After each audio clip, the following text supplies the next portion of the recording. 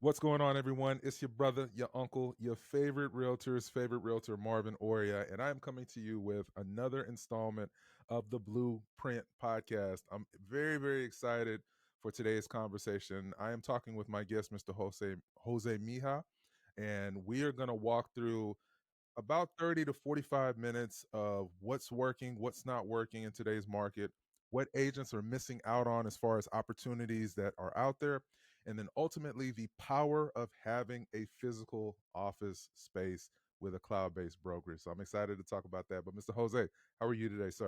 Man, super excited. I have a lot of energy bottled up in here. Well, I need that energy, brother. I'm ready to pop this sucker out. But I know, man, just humbled to be here with you and excited, man. Excited for our conversation and any kind of valuable nuggets that people can take out of this. I think they're in for a treat. Absolutely, man. Absolutely. So, Mr. Jose and I, we are locked in arms in the sense of we are in business together. We are co-sponsor partners for a couple of agents in the Tampa, Florida area. We have a history of similar journeys that brought us to Real. I know it seems like there's a pattern here on this podcast where every guest was a former EXP agent, but I promise y'all that is not how it worked out. It's just that there's so many agents that have made the pivot to Real from a lot of the cloud-based brokerages. So if you are looking for alignment, I'll talk through this maybe twice in this conversation as far as what alignment looks like here with Real Brokerage and why so many agents, heavy hitter agents, icon agents, veteran agents, everyone in between have made the shift in their business to Real Brokerage. Myself and Jose would be absolutely thrilled to hop on a call to talk about it. So, Jose, let's start from the beginning, man. Obviously, this podcast is called The Blueprint for a reason. And my objective is that every single video or podcast that the audience hears or listens to or watches, my objective is for them to walk away with some actionable nugget. But before LeBron James became LeBron James, before Tom Brady became Tom Brady, they had a beginning, they had a genesis. So tell the good folks a little bit about your beginnings, what got you into real estate, and then how you became the powerhouse that you are today. Woo! We're going to take it way back. This might take us a few hours. All right, so my journey, I would say, is that I started from the Midwest. I came from Minnesota, right? And so I spent time in Tampa. I moved down here like in 2008. But my journey really started in Minnesota when I used to be a mortgage guy, right? Now, when I was a mortgage guy up there, I developed a lot of relationships with people there, realtors, title people, and all that stuff. And so the journey into real estate to begin with started there. What happened is that life happened, right? In 2008, the recession hit. I had a girlfriend at that time that things were going so well. And then I had an injury on my Achilles tendon from playing basketball. And so you got all these things happening. And I was like, man, I really need a change, right? Now, that mentality was kind of like not like me at all because I was very complacent, very much in the box, very much comfortable where I was at. And so what happened is that I took a trip down to Tampa, Florida. And my brother's been here since like 1999. He's an established business owner. And I spent time with him, right? Within those first 30 days that I was here, I was enjoying my time here. And I took the time to really kind of reflect if it was time for me to change. Because when it was time for me to leave Tampa, this place felt like home to me for some reason. It was so strange. Now, keep in mind, I've lived in Minnesota for 30 plus years at this point, right? So to get that kind of feeling, even before all the glitz and glamour of Tampa, of what it is now, it wasn't like that before, right? But it came at a perfect time. And so what happened is that I was in a pickup truck with my brother. He was ready to take me back to the airport so I can go back to Minnesota. He got a phone call from one of his employees that told him that he couldn't work for him anymore. And so I said, I'll do it. And he said, what about your flight back? I'm like, it's going to leave without me. And so what happened is that I ended up staying here in Tampa, and I extended my stay another 3 or 4 months, and that gave me the time to really think about if this is the place I wanted to be. And so I would take long journeys for the people who know Tampa, Florida, from Newport Richie, Clearwater area, all the way down to Lakewood Ranch, because that was the only place I could find like a real formal basketball league. But the main key thing to that is that that's the time that I took to really think about collecting all my thoughts. And I would say, I know I want to be a husband. I know I'm a family guy. Beyond all the partying and all that stuff that we were doing at that time, I knew who I was to myself. I knew who I wanted to be. And so that's when I made the decision. I said, you know what? Tampa's the place. And now let me start thinking about, how do I get back into real estate? What is it that I want to do? Do I want to go back to doing mortgages again? And that's the time that I took to say, you know what, I want to do something different. Let me go to the other side of this real estate stuff, and let me be a real estate agent, right? Hold on, And Jose. so, Hold on. It's pixelating really, really bad on the screen. on my side, Yeah, I'm pausing. I'm gonna fix it in post, but I don't know okay, if you can see yourself. Is it the image clear? yeah, my image is clear. Huh, that's weird. Okay. That's the great thing about Riverside is if you see it clear on your side, then I'll see it. The finished product will be clear, but it's real pixelated. Am I clear on your end? Yeah, you're clear too. Okay. It's weird, man. It's pixelating really, really bad. But if you're clear, cool, cool, cool. Okay, so pick up, keep going right where you left off. I'll fix it in post. You were telling your story about Clearwater and then how you kept moving. So I made the decision at that point to become a real estate agent, right? Not knowing nothing for nothing, right? I didn't know anything other than mortgages, right? And so I made that journey, I made that decision at that time to get into real estate, and I had to figure things out. And so I'm going to keep it there to answer your question on how this whole journey happened, on how I got into the real estate world. But there's definitely a lot more to unpack. I love that. I love that. And the great thing about the fact that you had that start in mortgages and then made the decision to pivot to the other side of the transaction, I think is dope, man, because when we get into, let's just talk about entrepreneurship in general and what that path looks like versus the standard 9 to 5 route, hourly, salary, whatnot, is, for lack of a better word, you are taking a gamble and you are betting on your God given abilities and the belief that the same level of work that you're putting in for someone else's business, if you took 40 to 50% of that and put it into your own business, the upside for that is incredible. And I think that a lot of individuals, they miss out on the ability to really truly be happy and enjoy what it is that they do for a living. It doesn't mean that there's not going to be stress. It doesn't mean, Yeah, absolutely. it doesn't mean it's not going to be nonsense and drama that we have to navigate.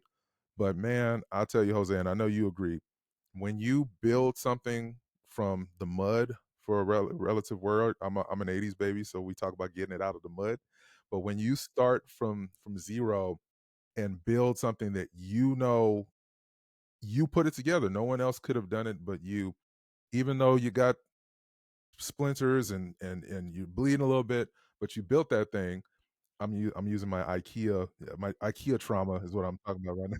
'Cause I always put stuff together with my IKEA, but it's a really proud moment, man. And so, of course, being in the mortgage business at the time and then pivoting to real estate, are you still actively doing mortgages, or you made a complete pivot to real estate?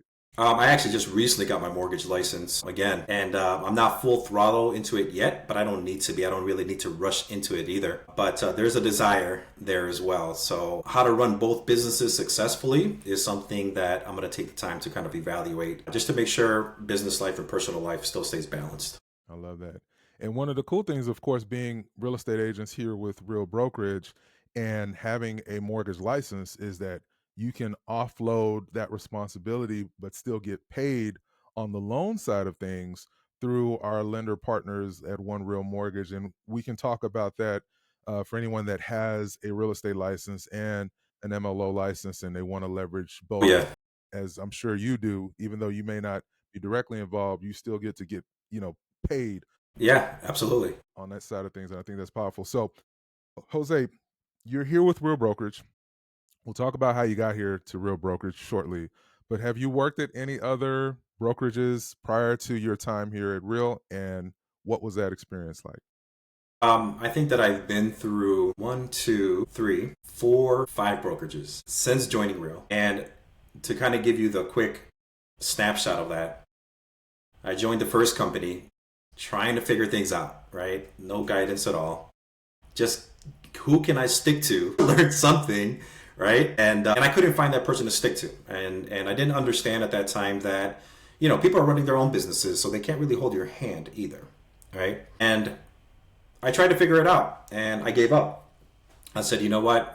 I give up being here. Let me try to find another place. So I found another place. And another place it wasn't residential real estate. It was more like wholesaling. You know, putting the stick signs with the hey, I got a 3-2 for 60 grand, right?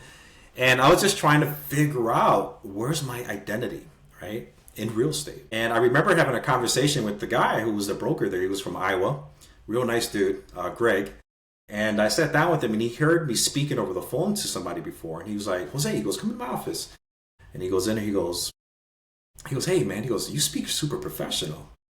I said, thanks. He goes, you see these guys out here? Yeah, they don't care. They're just like, hey, you want it or not, right? He goes, that's not you. He goes, have you ever thought about doing retail? I said, well, yeah, but not really. I just like, not sure. And so when he had that conversation with me, it helped me give me a little bit of guidance that I need to get back to the retail side. And when I got there, when I had that conversation, through a couple of conversations with somebody down in Sarasota, gosh, I'm trying to remember the story really well. There's a gentleman and his wife who had a real estate company in Houston, Texas. And the conversations happened.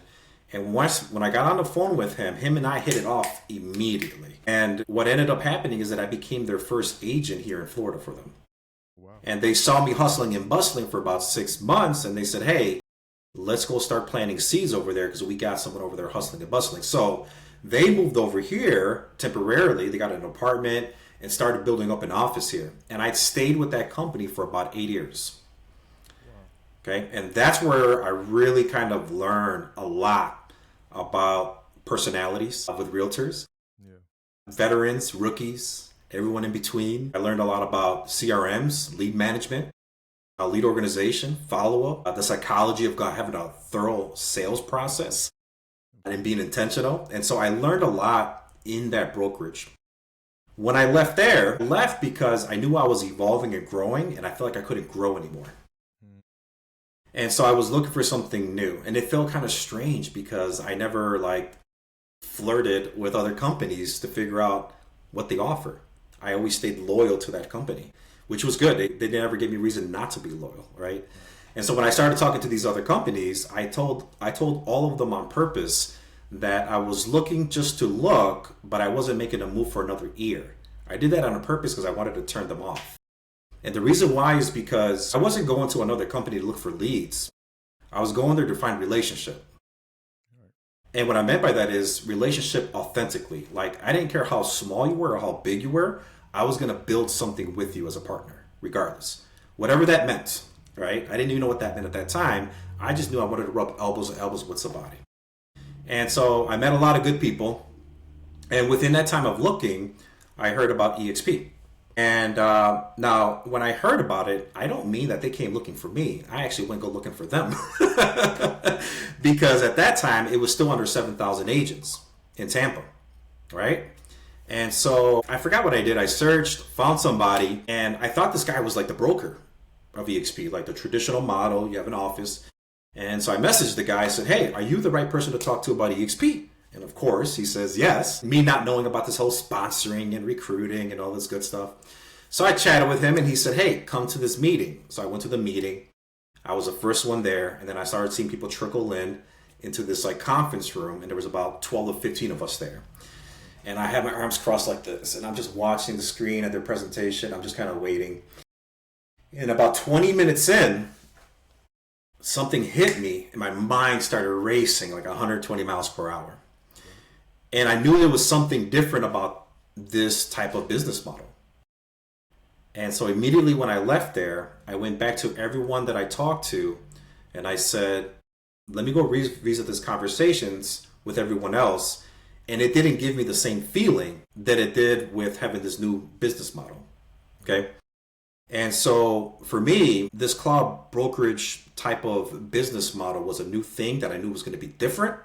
I didn't understand it completely, but I've always been the type of person that I run towards things that are different versus where everybody else is running. And that's what I did. And now granted, I lost sight of something as I was making that decision because I was so caught up with it being a whole new business model. I lost sight of the thing that made me want to look for a new real estate company to begin with, and that was relationship, right? And so I joined EXP Realty, and I was there for about 2.5, 3 years. And because of the lack of the relationship that I was looking for, I decided to make a switch at that time.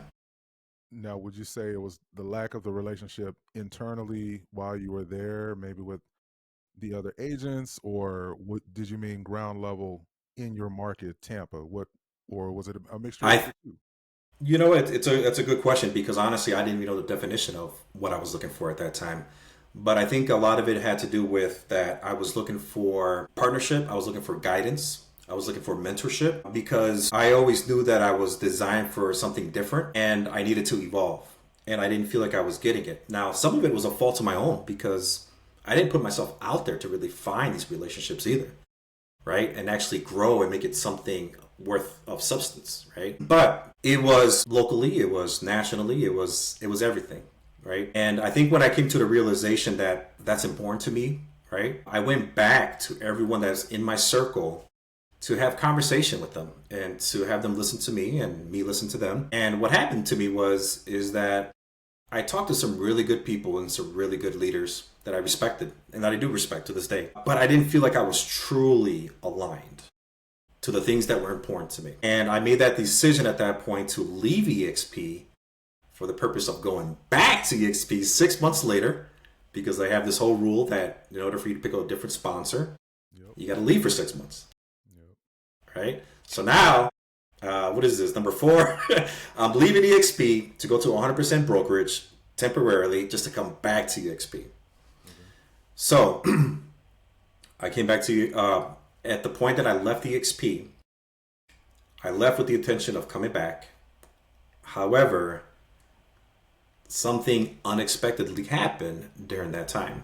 Mm. And one of my, someone that I stalked from afar, that I appreciated and understood their personalities, this person and his partner, I saw that this person made a change from owning his own independent firm to going over to Real Broker. And it was the first time that I ever heard of Real Broker, right? But I actually wasn't even attracted to that. I was actually attracted to being having partnership with this person. And so before I got to a chance to talk to them in person or on Zoom, I started researching Real Broker and I saw that it was slightly better from the point of like compensation structures and all that stuff. Right. And when I lined up with this person and I had a conversation with them, I felt like I connected with them big time. Yeah. And so I took about 30 days to evaluate all my options, and going to Real Broker just always felt right. Want to I want to see if you're able to crystallize the feeling right that you just mentioned. Because obviously I learned, at least at my last brokerage, that was also EXP, is sometimes you can be inside of an echo chamber. You can, for lack of a better word, as they say, you can have drunk the Kool-Aid. But what I will say, at least for myself, before you go, I will say being here at Real feels very clear, clean. I have so much clarity in where I want my business to go, what I want to do with my business. Because if we look at, let's say, just the sheer size of a company, Jose, one might say to you and I, well, you left the bigger ship to join a smaller boat, tugboat, if you will. And at least for me personally, feel like the shift has allowed me to have such a clarity of mind that I never had before. I get to focus more so on attraction versus recruiting. And our president Sharon made a really good analogy on the difference between the two. He said, recruiting is about you, attraction is about them. And as you mentioned, as far as what you were seeing, some of the individuals that you respected and you looked up to in this industry were doing, it caused me, because I did the same thing, my path was a little bit different. One of my agent partners that I sponsored was considering moving, and she said to me, frankly, I'm a very loyal person, so I just want you to look into this, Marvin. And if you think it's a good idea, I would like you to still be my sponsor here at Real. Right. And again, because I had drunk, I had drunk the Kool Aid for lack of a better word. And it's not to pick on EXP. It could be Keller Williams. It could be anywhere. when you're Yeah. really dug into your particular brokerage and you're not even in the least bit open to just seeing what's out there, just to know what's out there, right? Like Right. I shop around my car insurance every 6 months. I shop my internet service provider every 6 months. We in our minds we don't have an issue from a loyalty standpoint changing cell phone plans, changing insurance providers, whatever. But for whatever reason, when it comes to our real estate brokerage where we hang our license, folks can get a little stuck until they're ready to be unstuck. So being here at the smaller brokerage, which we're nationwide, we're in all 50 states. We have great financials. We're crazy number of high performing agents are here. The splits are better, the compensation model is better. But I think Jose is something about the culture here. Oof. That's at least why I joined. Would you say that's what you mean when you mentioned? Yeah, yeah, and I love, and sorry to interrupt you, man. I love what you Go ahead. said about what Sharon's quote, the whole recruiting and attraction thing, and little did I know there was even a difference, I know, right? right? Yeah, for And sure. but you're right though, like attraction is about the other person. And at the time that I was being attracted into real, what that looks like, or for better words, what that feels like is you feel heard, you feel understood genuinely, right? And so you don't feel like another number. You don't feel like it's a business transaction. It actually feels emotional. Like, yeah, this feels right. I feel like this person's really understanding me, right? And what happens is that when you attract somebody like that with that type of mindset, with that type of intentionality of actually really listening to what's important to them and what's happening in their lives, you start finding your tribe of people that you naturally align with and that you actually attract. And because they see that in you and you see that in them, right? And so what happens there is that you get attracted and you find community, and then all of a sudden you see the bigger community outside of Marvin and myself, and you start seeing that it's a trickling effect, that it's not just a small tribe, it's actually the big tribe of 20,000 plus agents. And you say, oh, all of you guys are like this. All of you guys have that mindset. All of you guys share the core values that trickles down from the owner, Tamir, to Sharon. It's a trickling effect that everyone is trying to honor that code because that's what's made everything kind of stick together. And that's the reason why people, when they go to these events that are real events, if you want to call them that, they go to these events and no one's really down their throats about joining real. They're just, it's just a good vibe, good energy, and they're like, wow, no one's approached me about coming over to real. They're just really enjoying each other's company and they look like they're having fun and doing something that's worth their time. So yeah, the culture all day long, the community all day long. I think that's one of the things, like we say it in passing, in different kind of events, but like it's hard to explain it to people unless you actually feel it when you see it and you're like, oh, this is what you meant. You So know, absolutely.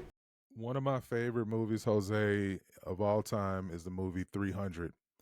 And one of the reasons I grew my beard out. That's how much I loved that movie. And when you think about how the Spartans were 300 individuals, but they were able to do so much damage because they operated as a unified front. It break down. I didn't even know what the word phalanx meant again until I watched 300. And the thought process behind it was everyone is a single impenetrable unit. That was what Leonidas said in the movie. And if there's even one area of weakness, the entire phalanx shatters, right? I know these words verbatim. That's how much I love this movie. And I often reflect on it in business. And that's what I felt like real was for me. It It's was awesome. it was smaller, but they were stronger. I don't Yeah. want to say that they were. It's just it feels like being at a company with 100,000 people because the 20,000 that are here, we're all very efficient. You have to be focused on production. We have the technology that is second to none. We have the network of other agents that we can lean on and other resources. We have Rezen. We have all this stuff from a technological standpoint that I've been at other places. I haven't been at as many brokerages as you, but this is my third brokerage, and I'm in my early 40s, so I'm still considered a millennial, and I feel so techie with the access to the information that we have here and the resources that Pratesh and the team put together that I'm able to do my business on scale. I have many, many agent partners spread out across the United States, and I'm able to stay in communication with them, get updates to them, talk with them, strategize, all those things, even though some of these individuals, most of these individuals I've never met face to face. And that's because of the power of the network that I've built out by bolting on to the larger network that is offered, here at Real Brokers. So Yeah. that's, it's just, you just have to be here to know it. And I remember hearing the term at one of my previous brokerages, once you see it, you can't unsee it. Yeah. And I feel like that's really what this is it's a vibe here. It's no stress, no pressure. We just want other agents to win. All of our trainings are open door, offered to any agent at any brokerage. And I stay in contact with a couple of agents at my previous brokerages that are like, well, let me see how things are going for you over there, Marvin, before I consider making a pivot. And I'm like, cool, no pressure. Yeah. I still share Absolutely. the trainings and they get value from it, whether they decide to move or not. I want other agents to win. And that's really what truly matters to me. So, Yeah. so And I get that whole 300 concept, man, because like it's funny, like as you were saying it, it was just like when I joined, it was 2,500 agents, right? I was agent number 3 in Tampa, and so nobody was talking real. And if anything, people were like, "What's real?" You know. right. I've had some close friends kind of like laugh at me, funny way, right? That it wasn't disrespectful. Yeah, yeah. And they know me. I was like, hey, listen, man, like, I get it. So far, what I'm seeing looks good, but I'll let you know in 3 months if I was wrong. And 3 months passed, and I was like, I don't see this being wrong, And so when I look at where it was at before, Yes. without people having access or understanding what this was, or before Real Broker actually became a thing, Yes. I looked at it the same way you did, in a way where it's like, wow, there's so much stuff here that is strong Yes. as a core under 2,500 people, with just 2,500 people. Like, you can tell that it was going to be something without knowing, without really understanding everything. But you could see the community. You can see some of the leaders. This was before Sharon and everything. Like, you can see it right there and then. And it's like, man, I'm going to take my chances here because I feel good. I love this community. Everything is so simple and streamlined. And you can see the vision. You can see where it was going. And, here we are, That's dope, however man. many ages later, so it's pretty cool. I get it. Yeah, man. You were there, yeah, to be number 3 in Tampa, man. I mean, talk about getting in at the ground level. That's Yeah, very powerful. for Um, sure. and something I want to talk about, that you are the first guest that I have the honor and pleasure of partnering with, that has a value add that is very unique to some of my other agent partners and different co-sponsor partners in different states, is that you have a physical office. I believe that's where we're talking, where you're at in I'm in here Jose's right now. podcast. If you're watching on the YouTube, y'all, Jose has an amazing office, and that was like what sealed the deal for our latest agents that we brought on, that we are both co-sponsoring, that's in the Tampa area. But talk about the fact that you are maintaining a physical office while being at a cloud-based brokerage, because some individuals will say, well, I went the cloud-based route because I didn't want an office. But there are other agents that are out there, many who I run into, that say, well, I like real, I like the culture, I like the sneakers. You guys got cool sneakers, Yeah. but I need a physical office because I just Right. like to interact with people. So talk about why you decided to get or maintain an office, and how that has been a value add for your agents while still doing. Yeah, yeah, absolutely, man. And this all came about last year. It was an office partner and myself. We knew, like how we're talking about it right now. We understood that when real agents get together, it's just a cool thing. It's just something that glues us. That is so chill, so respectable, so fun, and there was so much value in us getting together that we were like, man, how cool would it be to do this almost on a daily basis and just be somewhere together? You know what I'm saying? And so that's why the idea came about, is that, man, we want to have we know we don't need to have one, but that's how much we enjoyed each other's company and being in the tribe at Real, that we wanted to create a physical structure for, if people wanted to stop in just to say hi or have a cup of coffee, we wanted to continue building that community, right? Locally. And so the way it's been working out, it's been fantastic because when people come to this office, they just love seeing each other. Now, they don't come here every day, but they can if they wanted to. And the cool thing about our office and the way we handle it here, it's truly a collaboration office. And what I mean by that is that when people come in here, we're not asking them to pay anything. We're just saying, hey, here's the space, use it as you please, and join us. And if you want to contribute some kind of class, go for it, right? And so we're truly giving back to the community of Real just for the purpose of having that culture, not just from a cloud brokerage and on Zooms, but seeing each other face to face. And one of the cool things that we're doing that is like super new, you don't even know this, Marvin, Sure, for sure. is we are actually converting our third office into a media room, right? That's dope. And so my videographer, photographer that does all the listings, people love him in Tampa, right? Him and his fiance, who just joined us at Real, by the way. And they are turning that room into a podcast room. And so now we're going to have professionals in there that understand the lighting and all the equipment of things that us regular agents don't understand. They're going to have all that stuff set up so that they can run their podcast, but also keep the space open for others that want to utilize the room to do video sessions like this. So, all in all, man, just having the office, being around people and providing that value where they can come in, use the media room, come in, sit down in a lofty training that I like to do at least once a month. And or just to kind of come in and say, hey, teach me how to use this technology system. Like it's all there for them if they need to learn that. That's powerful, man. That's powerful. And I think that when you align with a partner like yourself that has that value add for agents, I mean, it's a no brainer, man. I mean, when I was at my brick and mortar, when I started my career, I started at Berkshire is where I started at. You know, the justification for the amount of money that we were paying the broker just to hang our license there, some of that justification was that we had an office, access to an office. We could come in, we could do, meetings, role play, script practice. You can print stuff, you can use the internet if you need to. And I was like, okay, I did like having an office to, meet with clients at things of that nature. But golly, I'm paying a whole lot of money per month for this. So I might as well look into just opening my own office or getting a co-working space or something like that. Yeah.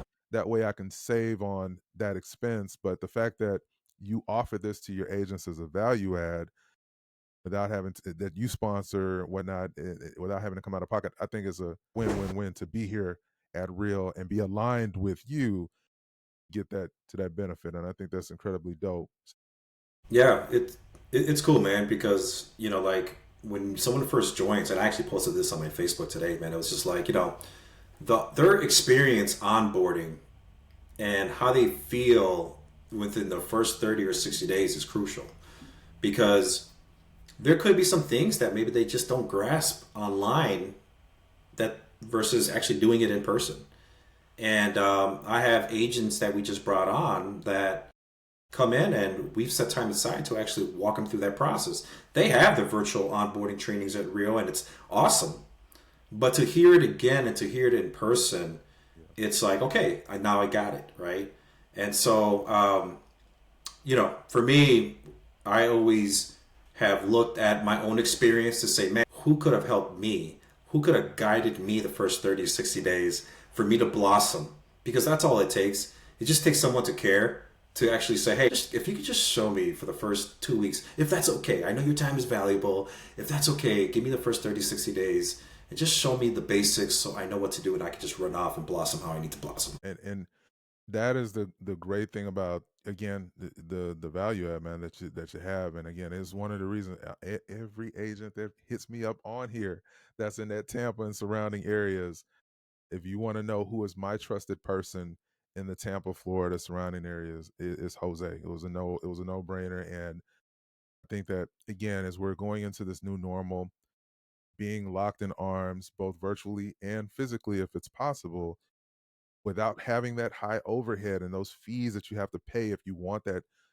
Keller Williams office or the Berkshire, you want to have that kind of experience, but you also want the flexibility to be able to be nimble and be out and about and be serving our clients without that incredibly high overhead. Here at Real Brokerage, guys and girls listening, there is no monthly fee. So if you're paying your current broker a monthly fee and they tell you it's because, which is what they told me, they're a traditional brokerage, so you have to pay to play, and you look at this big pretty office that you have, all that jazz. If you desire an office, there are a ton of agents here that will give you access to that office, but you no longer have that monthly fee. Now, obviously, you need to be producing, you need to be For focused on sure. meeting our clients and buying and selling and whatnot. Now, I want to, as we kind of land the plane here, Jose, I want to talk just a little bit about production for you, because we, as real estate professionals, this is how we keep the proverbial lights on. Talk a little bit about what your focus is as a local Tampa realtor. Are you in production? Do you run a team and they mostly handle the producing side of things? Where is your business at right now in 2024? I run a small team, and when I say small team, it's really literally like three of us. It's called the showing partner model. And so basically, a lot of the business runs through me from a lot of past client referrals, a lot of the reputation that I've kind of built over the years. I get a lot of referrals, right? People that come and trust me. And so what I've done is that sometimes that volume of work becomes more than I can handle, right? And if I want to sustain a personal life and business life balance, right, I'm going to need some help, right? So my small team involves a transaction coordinator and a showing partner, who the showing partner is actually someone that's inexperienced, but actually is learning under the business that I get.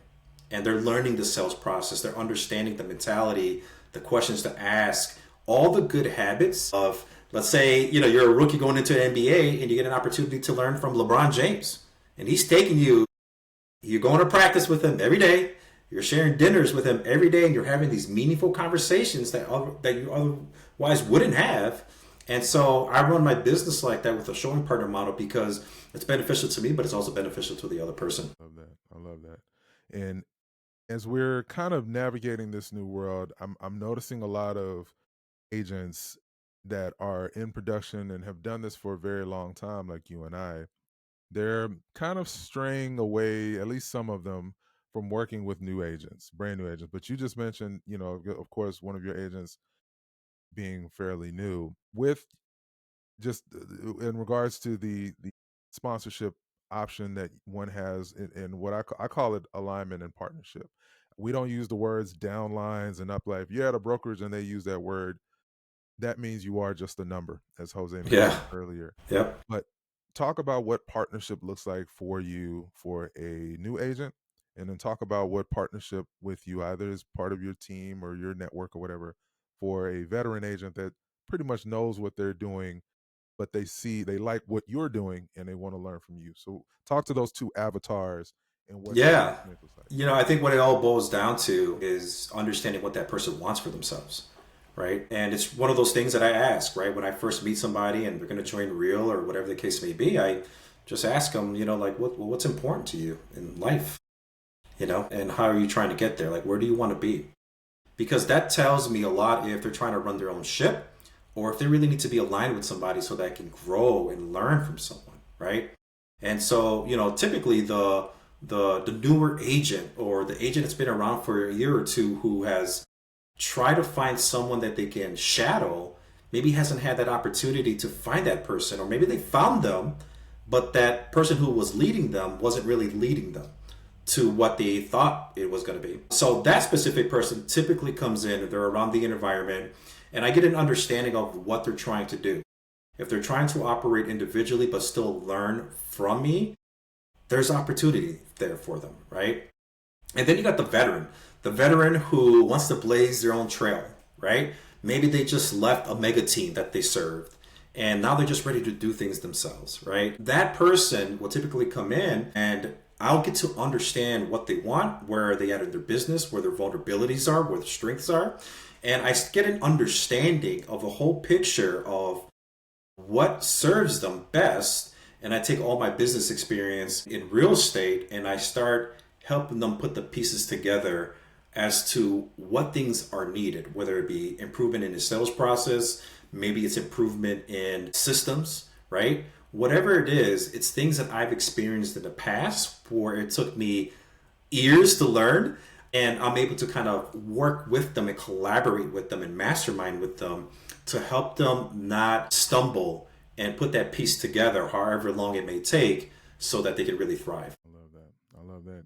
I always say with agents that would like me to, for lack of a better word, mentor them if they're newbies. The partnership model that's offered here allows them to, for me, for it to be worth my time and their time to pour into them without asking them to come out of pocket for anything, right? Because as a person's sponsor, my compensation comes directly from Real, and ultimately, I'm invested in your success anyway.